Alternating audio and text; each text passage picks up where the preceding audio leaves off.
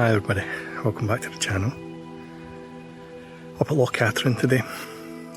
Still quite early, I think. The sun only came up about half an hour ago, 20 minutes ago. As you can probably tell from that opening shot there, it's quite grey and overcast. Because the weather's not great, I'm going to take a little wander around the loch side. Do a little bit of photography, probably concentrating on the mist on Ben Vanu on the other side. Yeah, let's go and take some photographs. This little ledge on the retaining wall here, that's normally all underwater. The level's a good, I don't know, what's that, 5 or 6 feet lower than it is normally. You can see we've got some low-lying mist on the top of Ben Vanu.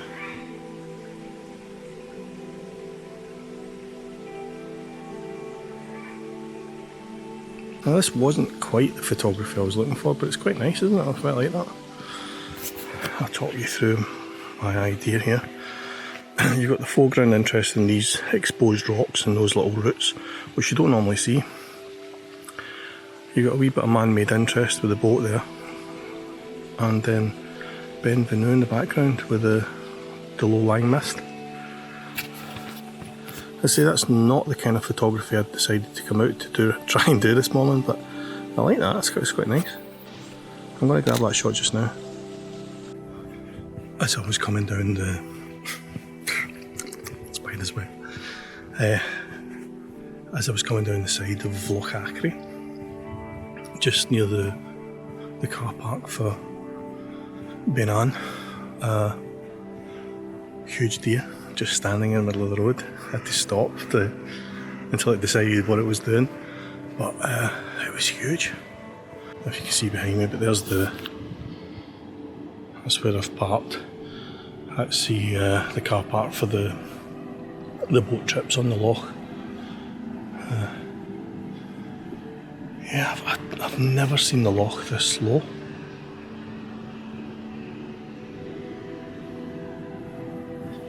Hopefully it'll reveal some shots I've never had before. There's a little kind of beached area just a little bit further up that I've shot from before, so I'm going to head there, and it gives you quite a nice view right down the loch up towards the Handheld end, which is easier said than spelled. It's not really the weather, it's not the conditions for long shots, if you know what I mean. It's quite misty and visibility is pretty low. Even behind me there at Ben Vanu, I mean that's probably about a mile away, and it's very, very faint.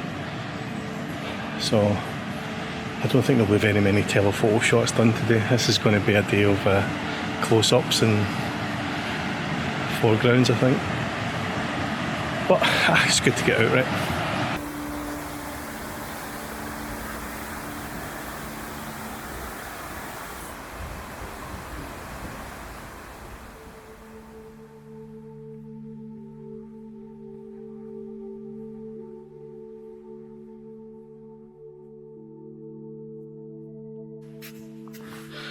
Love the pattern in these rocks here.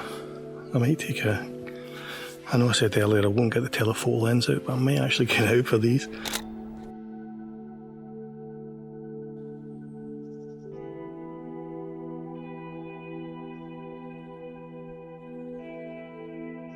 So what I've done here, because I know that seeing this retaining wall is quite a rare thing, I've decided to include that in the composition, because that's quite unique for today.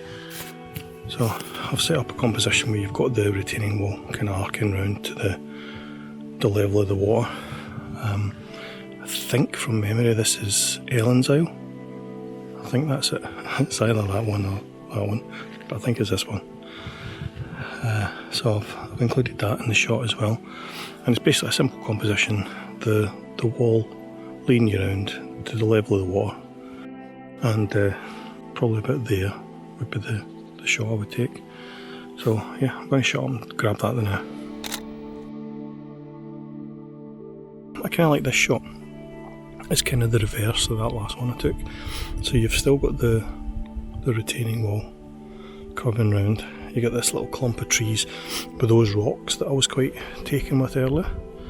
And in the background, kind of coming and going in the mist, is Benvenue.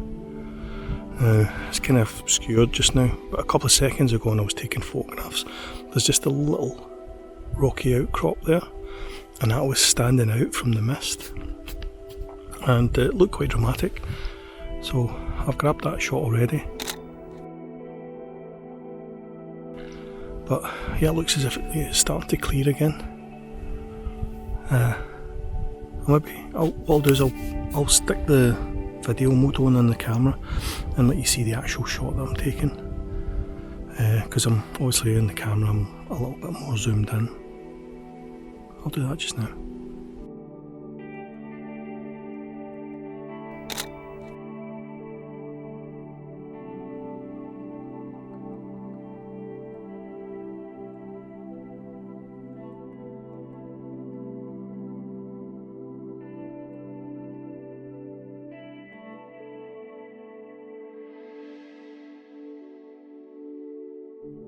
What I've done is I've stuck my telephoto lens on, the very thing I said I wasn't going to use. And the reason for that is, I don't know if you'll be able to see this behind me, but the mist is looking quite dramatic above this tree line here on Benvenue. And what I've done is I've thrown this in and I'm just picking out details as they become visible with the mist pouring over the side of the hill. In fact, I'm going to have to stop right now because there's a belter of a shot. It looked really dramatic for a second. So the shot that I got there, I'll stick on the screen just now and let you see it. But as you hopefully see from this image, it was like kind of waves of cloud pouring over the top of some rocky outcrops, and it was because of obviously distance, it was kind of layered. So you were having the foreground, the trees was quite dark, and then the next layer behind that you had the hill, which was dark aired, but you could still see some detail. And then there was a layer of mist, and then there was another layer of hill, and then there was a further layer of mist, and then another layer of hill, and it just looked really dramatic. It's starting to do it again. You can see that.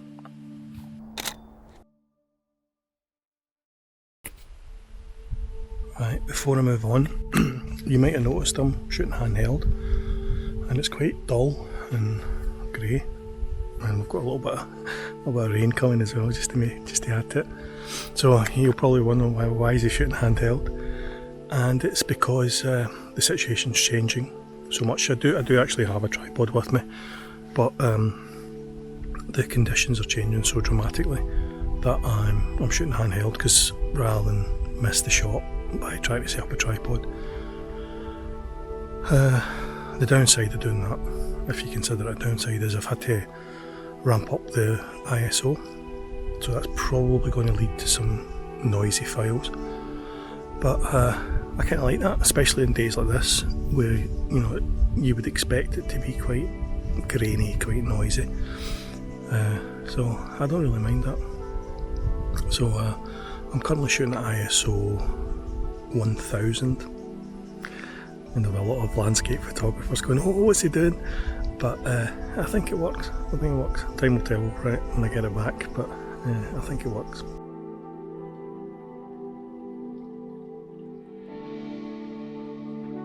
Yeah, I think I'm sure I've mentioned it in other videos, but one of the things I love about the Trossachs is not just the scenery, but the folklore.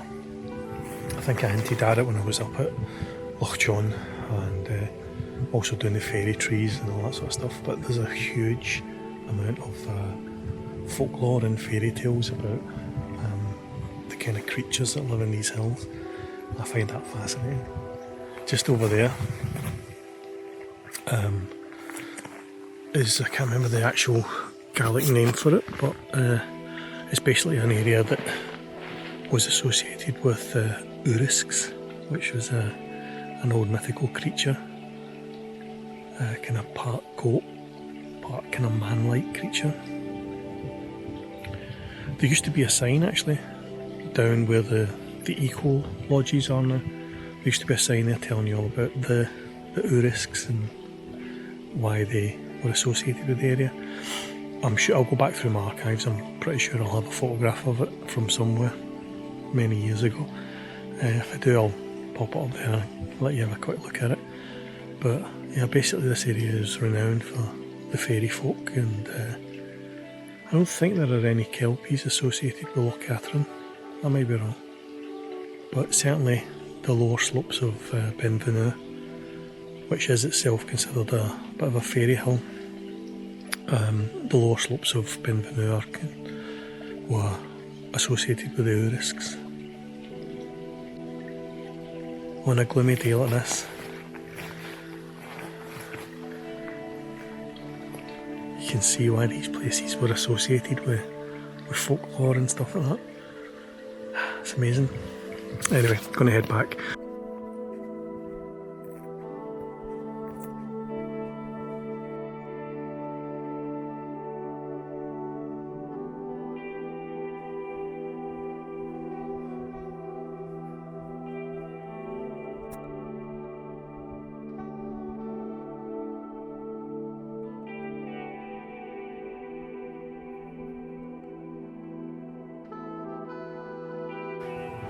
Bees are loving that heather.